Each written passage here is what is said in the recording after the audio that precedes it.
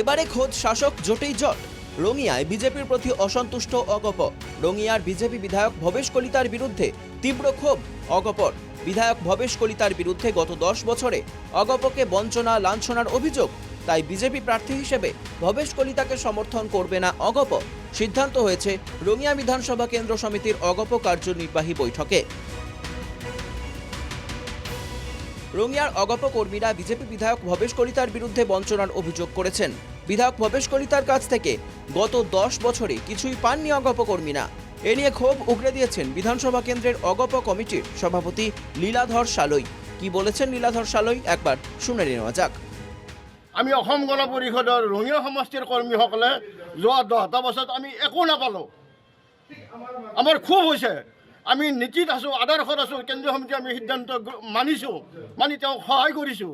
কিন্তু আজি 10 বছৰৰ পিছত আমি অংক কৰিছোঁ, আমাৰ দলীয় কৰ্মীসকলে নেতা কৰ্মীসকলে অংক কৰিছে, ভাবিছে, তেওঁলোকে উলিয়াই লৈছে যে আমি যোৱা 10 বছৰত বিধায়কজনৰ পৰা একো নাপালোঁ। ভবেশ কলিতার বিরুদ্ধে গুরুতর অভিযোগ অগপর। কোনো সরকারি প্রকল্পের সুবিধাও পাননি অগপ কর্মীরা। এমনকি অরুণোদয় প্রকল্প থেকেও অগপ কর্মীদের নাম কেটে দিয়েছেন বিধায়ক ভবেশ কলিতা।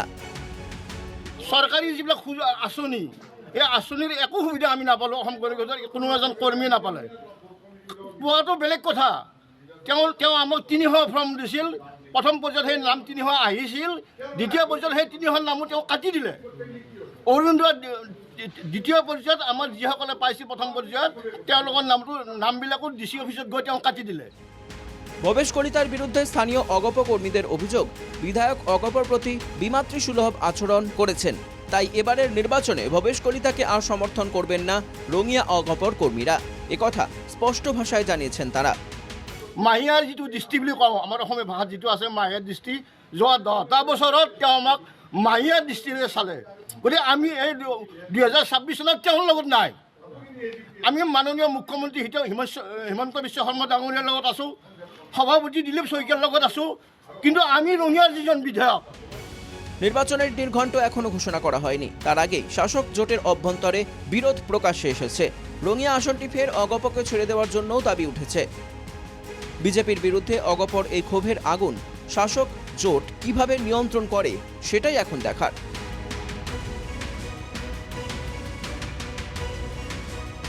রঙিয়া থেকে রিজাউল হাসানের রিপোর্ট, NKTV বাংলা।